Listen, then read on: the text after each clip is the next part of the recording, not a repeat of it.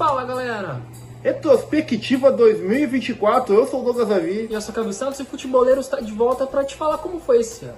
Esse ano de 2024 que teve como campeão gaúcho o Grêmio, né? Campeão gaúcho mais uma vez, heptacampeão. Não foi nenhuma novidade, né? O Internacional que tinha chegado como grande favorito, tinha montado um baita elenco com o Barcelos contratando bastante, mas no final acabou saindo na semifinal pro Juventude.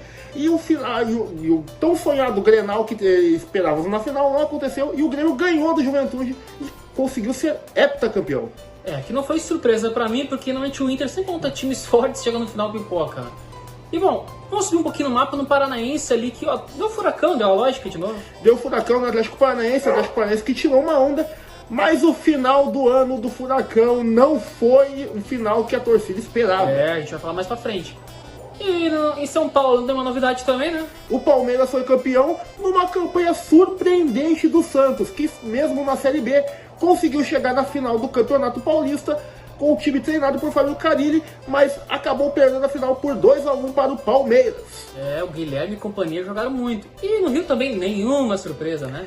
Nenhuma surpresa, o Flamengo foi campeão com muita facilidade do Campeonato Carioca, venceu o Nova Iguaçu e o Pedro deitou na final do Campeonato Carioca. Ele foi o rei do Carioca. Em Minas também nós tivemos, não digo novidade, né? Uma novidade nos últimos anos, o Atlético Mineiro vem dominando Minas Gerais e vem, até que a grande queda que teve o Cruzeiro nos últimos anos, o Galo vem conquistando várias vezes o Campeonato Mineiro. Assim como foi no Sul, o Grêmio se aproveitou da queda do Inter e começou a dominar, né? Sim. E bom, o Brasileirão, que foi um Brasileirão que na minha visão, tá?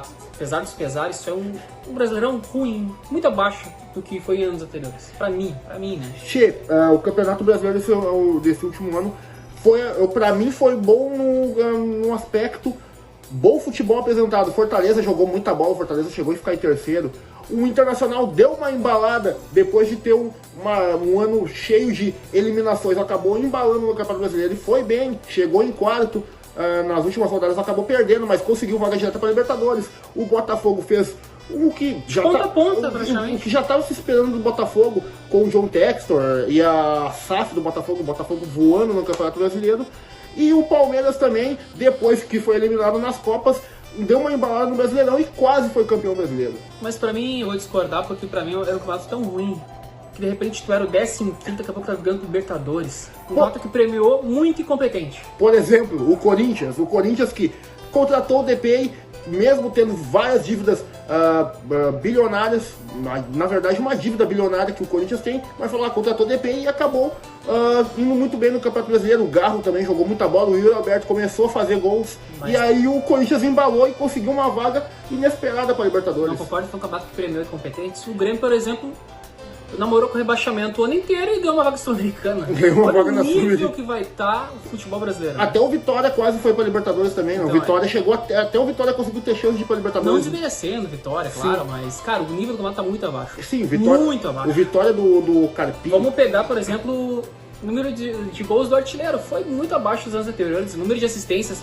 O Galo, se eu não me engano, foi o único jogador que fez duplo-duplo no campeonato, coisa que Soares e Paulinho fizeram muito mais cedo no campeonato passado. Sim, então a gente vê como baixou o artilheiro do campeão brasileiro, por exemplo, se tu pegar os números do Igor Jesus, ele tem muitos jogos, se não me engano, mais de 50 jogos com a cabeça do Botafogo no ano e só tem 8 gols e ainda foi premiado com a seleção brasileira. Isso não reflete só no Campeonato Brasileiro, mas o nível do futebol brasileiro nos últimos anos.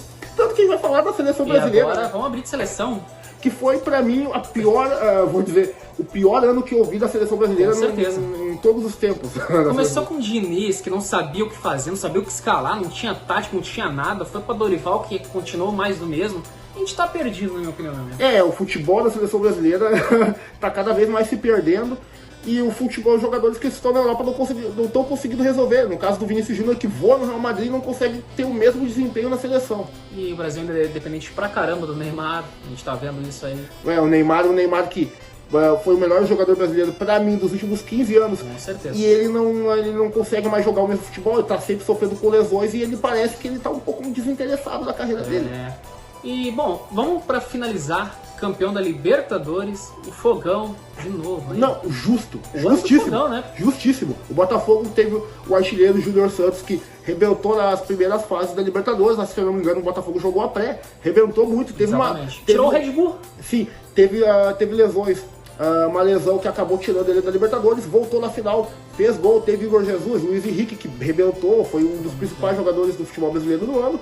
E, cara, incontestável a campanha do Botafogo, jogou muita bola. E vamos falar do rival também, o Flamengo, campeão da Copa do Brasil com muita autoridade. Com muita autoridade, rebentou com o Galo na final, o Galo chegou em 2 finais e conseguiu perder os 2 títulos. O Flamengo acabou jogando muito na primeira, o Gabigol sempre decisivo em grandes finais. É incrível. E também na final, no segundo jogo, o Plata, para matar o Galo no segundo jogo, acabou decidindo o título deles, né? Então, esse foi o ano do futebol brasileiro, pessoal. Se esqueceu de alguma coisa, deixa nos comentários aí. E agradecer vocês por mais um ano de canal Futeboleiros.